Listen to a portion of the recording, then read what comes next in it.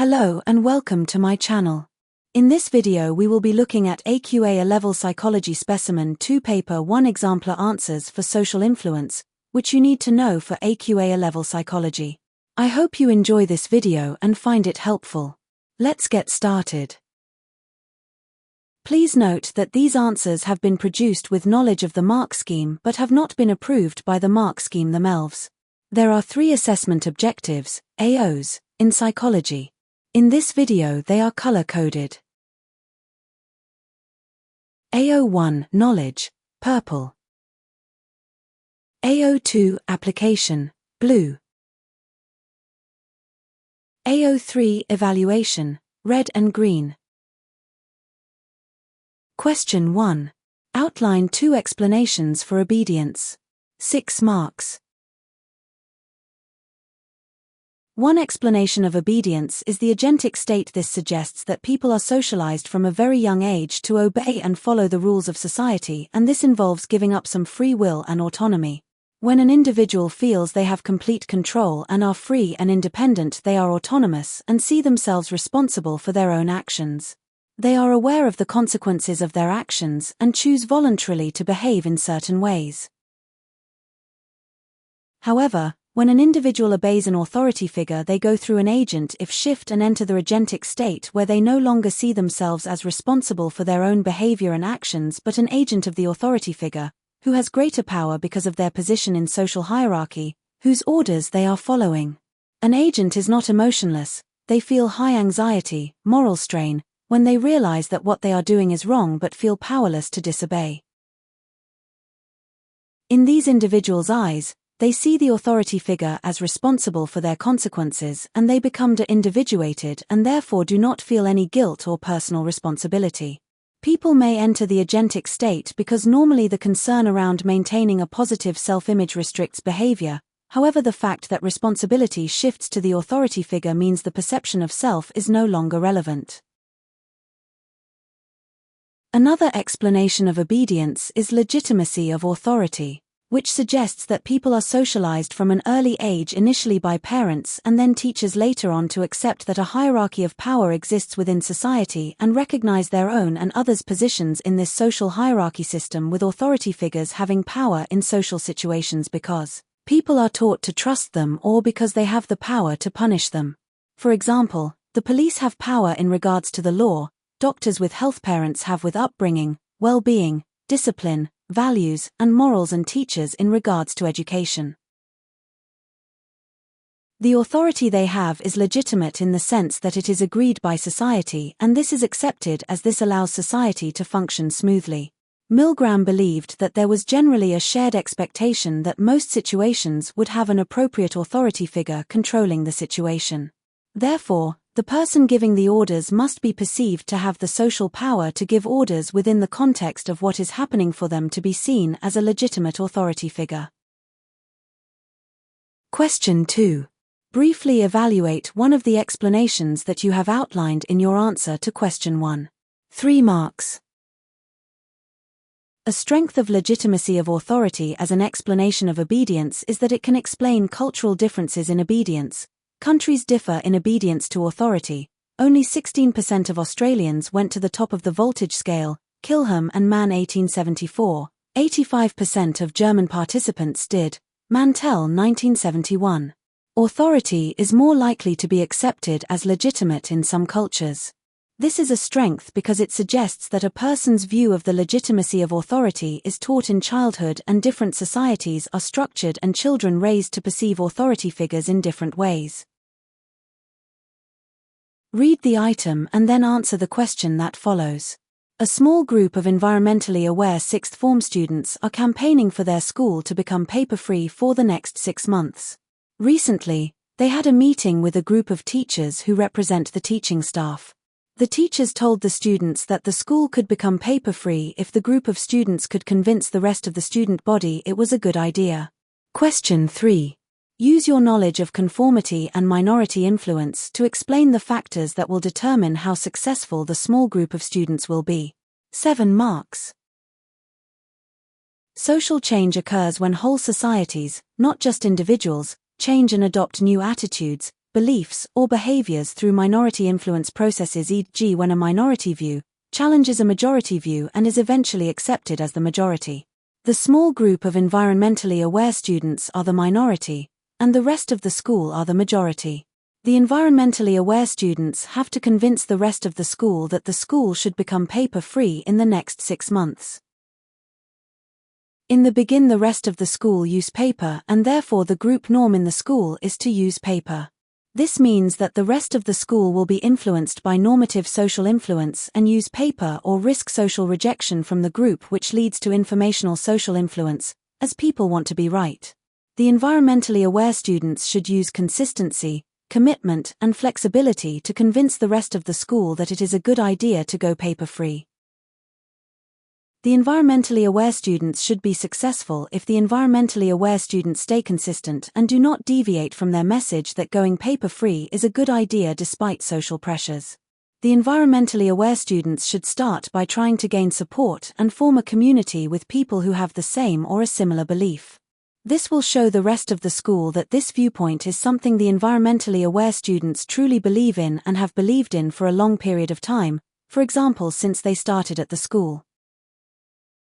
The environmentally aware students should show commitment, augmentation principle, by putting themselves at some risk or inconvenience to show that they were willing to make personal sacrifices to the cause in order to get their message across to others. This will help the environmentally aware students to convince the rest of the school to listen to the message and draw more attention to the cause.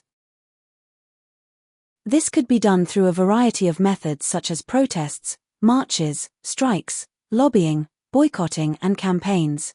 For example, the environmentally aware student could spend to researching the importance of a paper-free environment and volunteer to educate and explain to the rest of the school why this is important and volunteer their time to research alternatives to paper. This will highlight how they truly believe in their message. The environmentally aware students should show a degree of flexibility and should be willing to adapt and listen to valid and reasonable counterarguments. Instead, the environmentally aware students should compromise by suggesting that to start the school should use paper in lessons for notes, but any mock exams should be done on a computer and quizzes in class could be done on a whiteboard. This will make the rest of the school listen and take the message seriously and will make the environmentally aware students seem less rigid and dogmatic. Over time, the rest of the school will start to internalize this message. This will act as a snowball effect, slowly and gradually gathering momentum and members until there becomes a tipping point and the minority becomes the majority and uses the social pressure of normative social influence. This then would have resulted in social crypto-amnesia, where people are aware change occurred but forget the origins of the original viewpoint, mostly likely because the individual had held negative views of the belief which they have now adopted. Instead of identifying with the minority group, individuals will dissociate the minority views from the people who promoted them. The rest of the school will have a memory that it was previously socially acceptable to use paper, however they are unaware of where this view changed because they did not agree with the minority view that the school becoming paper. The environmentally aware students' viewpoint that the school should become paper-free will become a social norm. More and more of the school will start to conform with this viewpoint to avoid the risk of social rejection and fit in. The rest of the school will start to believe and agree that the school should become paper-free, with those who chose to use paper facing the risk of social rejection, as their behavior violates social norms. Eventually, this will lead to informational social influence, where the rest of the school finally internalize the beliefs of the environmentally aware students as a result of wanting to be right. As time moves on, more of the school will know about the harmful effects that too much paper consumption can have on the environment. The rest of the school will become convinced by evidence, research, data, and statistics, and therefore their views and opinions changed. Question 4. Outline the procedures and findings of Zimbardo's research into conformity to social roles. 4 marks. Zimbardo conducted an observational study, controlled, participant, overt. Zimbardo, and his colleagues, Haney et al., 1973, set up a mock prison in the basement of the psychology department at Stanford University. 24 U.S. male college student volunteers in response to a newspaper advert were selected from a larger sample pool of 75 volunteers after extensive psychological and physical screening and testing to ensure they were emotionally stable and healthy and had no criminal tendencies. They were paid $15 a day to take part. Participants were then randomly allocated to either the role of guard or prisoner. The participants allocated to prisoners were unexpectedly arrested at their home by real local police, delivered to the prison blindfolded. On arrival they were fingerprinted, deloused, stripped, given a prison uniforms, had chains placed around their ankles and assigned an ID number. They were allowed certain rights such as 3 meals per day, 3 supervised visits to the toilet and 2 visit slots per week. The participants allocated to guards wore khaki uniforms, reflective sunglasses, preventing eye contact, issued handcuffs, truncheons, and keys. They only referred to the prisoners by their assigned ID numbers throughout the experiment and were instructed to run the prison without using physical violence. Each cell was allocated 3 prisoners and the prisoners' daily routines were heavily regulated. There were 16 rules to follow, enforced by guards working in shifts, 3 at a time. Zimbardo took the role of the prison superintendent. The study was originally planned to last 2 weeks. Both the prisoners and guards quickly identified with their social roles and experienced a loss of personal identity. Within 2 days the prisoners rebelled against their treatment by ripping their uniforms, shouting and swearing at the guards, who retaliated and quickly crushed the rebellion and then grew increasingly abusive and authoritarian towards the prisoners. The guards dehumanized the prisoners by waking them up during the night, forcing them to clean the toilet with their bare hands and conducting frequent head counts, sometimes in the middle of the night. Guards created opportunities to enforce the rules and punish slight misdemeanors. They took up their roles enthusiastically, with their behavior often threatening the prisoners' psychological and physical health. The prisoners became increasingly submissive, passive and stressed, identifying further with their subordinate role. 3 prisoners were released from the experiment early because they were showing signs of extreme emotional and psychological disturbance, e.g. crying and extreme anxiety. 1 prisoner went on hunger strike and the guards attempted to force feed him. When they failed they punished him by putting him in the hole, a tiny dark closet. The study had to be terminated after 6 days due to the extreme and distressing behavior exhibited by participants. Question 5. Briefly discuss 2 criticisms of Zimbardo's research into conformity to social roles. 4 marks. 1 criticism of Zimbardo's research is that it breaks ethical guidelines. For the prisoners, the study lacks protection from psychological distress through chanting, crying, shouting, and physical hunger strikes, confinement, sleep disturbance, harm. For example, 1 prisoner had to be released after 36 hours because of uncontrollable bursts of screaming, crying, and anger. Multiple prisoners left the experiment early because of their adverse reactions to the physical and mental torment, experiencing incidents of humiliation and distress. Furthermore, some of the guards reported feelings of anxiety and guilt as a result of their actions during the Stanford prison experiment.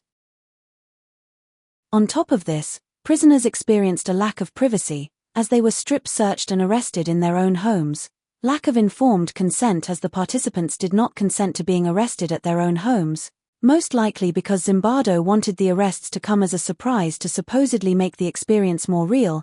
This was a major breach of the ethics of Zimbardo's own contract that all participants had signed. Lack of informed consent, as when one asked to leave, Zimbardo made an attempt to make them stay. The guards were allowed to induce feelings of boredom, frustration, arbitrariness, and powerlessness among the inmates. This created a pervasive atmosphere where prisoners genuinely believed and even reinforced among each other that they couldn't leave the experiment until their sentence was completed, mirroring the inescapability of a real prison. One issue arose because Zimbardo was both lead researcher and prison superintendent. This limited Zimbardo's ability to protect his participants from harm because his superintendent role conflicted with his lead researcher role.